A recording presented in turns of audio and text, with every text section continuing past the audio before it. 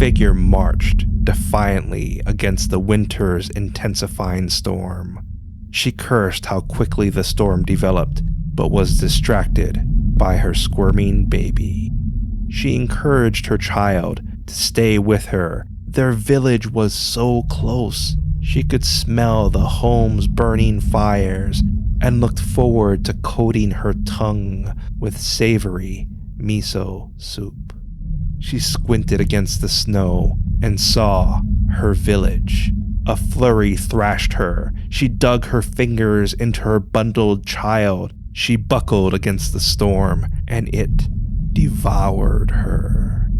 Japan's villagers keep a weary eye on winter storms because the foul weather might bring her. She is Japan's snow woman, Yuki-Onna, and this is Legends from the Pacific.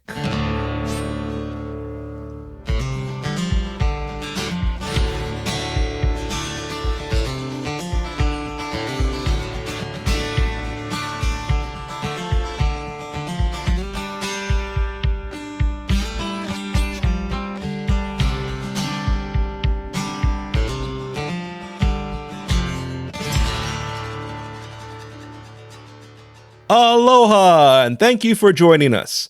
This is Legends from the Pacific, episode 39, Japan's Snow Woman, Yuki-Onna. I am Kamuela Kaneshiro, a professional writer, speaker, and Comic-Con panelist with extensive film and television experience. I study mythology, I've encountered unusual things, and I'm a geek.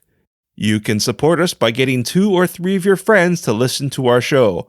Later in this episode, your featured song and Hawaiian word, but first, Yuki-Onna. She's known throughout Japan by many names, but commonly goes by Yuki-Onna. Yuki means snow, and Onna means woman. So, Yuki-Onna translates to snow woman. While she is one of Japan's most famous ghosts, it's unclear when her stories began, but scholars marked her first appearance around the 1300s.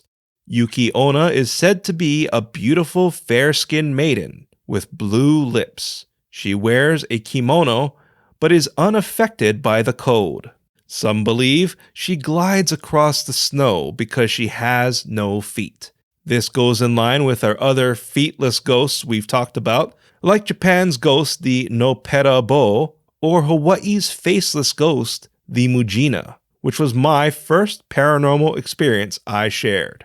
Yuki-Onna is said to be like a succubus. Her breath drains life from people she encounters and uses gusts of wind to barge into homes. Sometimes she's carrying a baby, which she tries to get travelers to hold.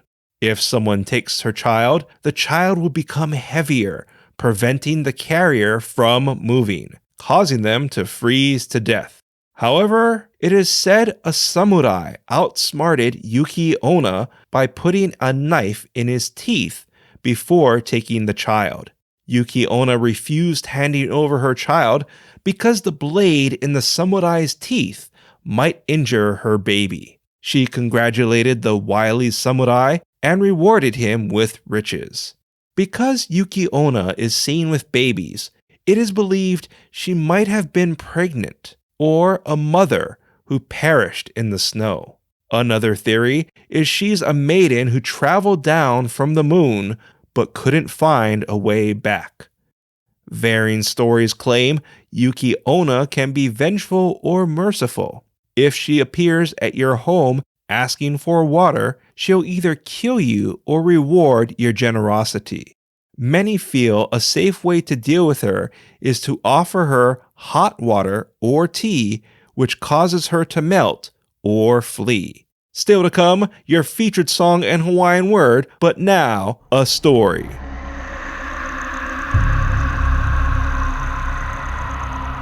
The following is a Legends from the Pacific original story and is based on cultural records.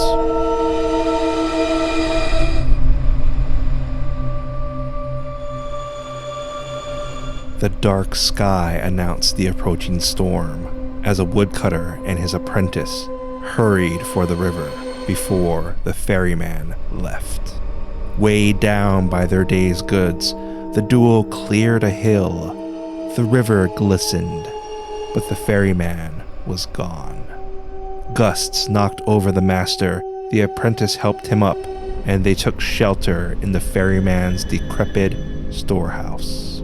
They barricaded the door against the howling storm that shook the shack and considered building a fire, but the long day and trudging through snow exhausted them. They secured their goods and hoped to get some rest from the raging storm. A chill woke the woodcutter's assistant. It was colder than he expected and rolled over to check on his master. A woman loomed over his master. Her fair skin matched the snow-covered room, but her long black hair contrasted her from the bleached room. The woman's vapored breath fell from her blue lips onto the woodcutter, who exhaled one last time. The woman's eyes narrowed. She glanced at the apprentice. He yelled, but the woman leapt on him. She glared down upon him, smirked, and said she planned on killing him like his master, but if he promised her he'd never tell anyone what he saw tonight, she'd let him live. If he broke his promise, she'd kill him. The apprentice agreed. She eased off him, and a gust of wind took her from the shack. The following day, the apprentice returned to the village, told them his master died, but kept his word to the woman. The apprentice became a master woodcutter, and a beautiful, fair-skinned woman moved into the village. The two met. He courted her. They married and had children. As the children grew, the villagers remarked how the beautiful, fair-skinned wife looked as young as the day she arrived. One night, a snowstorm raged outside the woodcutter's home. He smiled at his sleeping children and joined his beautiful, ageless, fair-skinned wife beside the fire. The storm reminded the woodcutter of the night his master passed. He told his wife about the beautiful woman he saw and the promise he made her. His wife's eyes flashed as she revealed herself to be the woman he saw that night. She morphed into the blue-lipped woman and wept as she cursed her husband for breaking his promise. The teary-eyed woman looked at their sleeping children and faced her husband. She said because he was a good father and provider, she couldn't bear to rob her children of their father. She growled, "Look after our children, but if you upset them, I'll return and kill you." A gust blew the door open, and the woman sailed away.